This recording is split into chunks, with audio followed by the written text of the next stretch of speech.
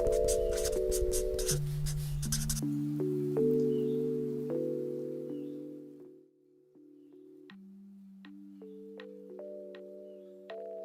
there, my name is Gracie. Hi, I'm Adeline. Hi everyone, my name is Zahra and I'm part of Youthpreneurship. Most corporations are driven by a single objective, which is to attain and maximize profits. However, more businesses now are starting to realize that they're accountable for more than just maximizing profits for their shareholders and their stakeholders. But now they have a social responsibility to cater to society's needs and, of course, to ensure the sustainability of society and the planet. So you might be wondering, how are businesses ensuring social and environmental sustainability within their operations?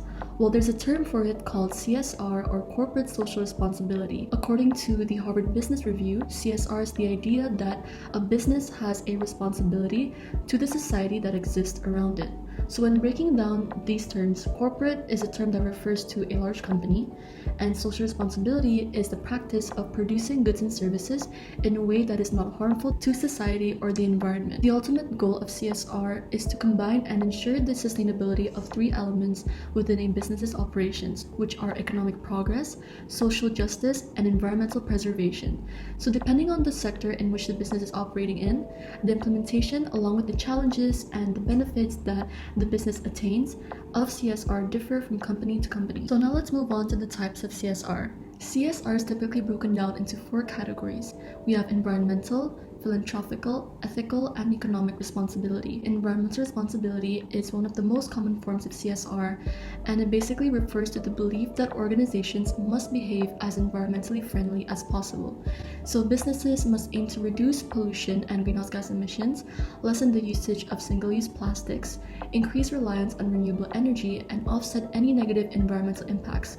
So this would include planting trees in areas that are struggling or suffering with deforestation. Secondly, you have ethical responsibility, which ensures the organization is operating in a fair and ethical manner, while achieving fair treatment across all their stakeholders. Thirdly, you have philanthropic responsibility, which in layman's terms is the business's aim to make the world and society a better place. Organizations that are driven by philanthropic responsibility would dedicate a portion of their earnings to charities and non-profits to align with their business's missions. But alternatively, firms would create their own charitable organization to give back to their communities. And lastly, we have economic responsibility, which refers to the practice of a firm that aims to benefit the environment, the people, and society without having profit maximization as their end or ultimate goal. So, why should a company implement CSR?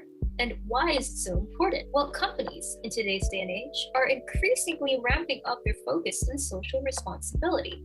And from an optics perspective, socially responsible companies tend to project more attractive images, both to consumers and to shareholders, which serves to positively impact their bottom line. Now, the first potential benefit of CSR to companies is better brand image and reputation. See, ethical businesses tend to be well accepted and loved by both locals and media. Now, what this does is this elevates their status and recognition and could potentially help them rake in more revenue. This allows for increased sales and customer loyalty too, since customers are much more likely to buy from and be loyal to a business that they know is not immoral and has good business practices. Now, another way that companies could save money is by implementing CSR. They may decrease company expenditures by avoiding litigation costs and reducing operational costs, such as by using environmentally friendly packaging, for example. Additionally, ethical businesses have a greater ability to attract talent and retain staff morale and motivation. It may also be easier for CSR businesses to apply for government subsidies and other financial aids. According to a new study under IO Sustainability and Babson College, effective CSR can increase the market value of a company by 4 to 6%, and over a 15-year period, it can increase shareholder value by approximately $1.28 billion. The study also found that by engaging in meaningful and effective CSR, companies could avoid revenue losses of up to 7% of its market value. So as we can see, it has quite a significant substantial impact. On the other hand, CSR may bring businesses some disadvantages, such as potentially high compliance costs. For example, harvesting organic agricultural products tend to be a lot more expensive than harvesting genetically modified crops. So this means that implementing CSR also often means lower profits, since if a business can't increase their prices in order to make up for the increased costs, then the profitability of the business is likely to fall. We call this instance in which an ethical decision leads to lesser profits as an ethical dilemma.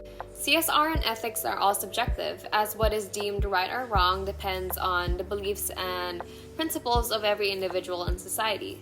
So this ultimately means that improving corporate image and reputation, as well as improving their staff morale and motivations, are not guaranteed benefits of CSR, as conflict may arise there as well. When debating on this ethical dilemma, companies will sometimes encounter stakeholder conflict, which usually occurs if adopting CSR will hinder their profit maximization.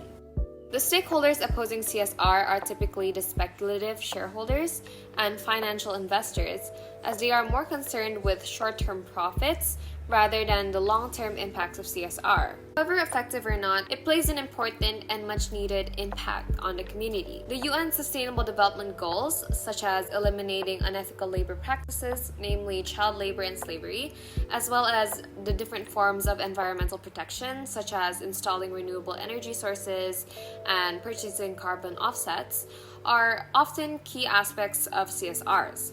While these ambitious goals are normally tackled by larger corporations, smaller business CSRs are also very beneficial and appreciated, usually entailing donations to local charities and/or sponsoring local events. Back in August of 2007, the Indonesian government enacted a CSR sustainability legislation that made Indonesia the first nation to mandate the disclosure of CSR activities within the energy and extractive industries.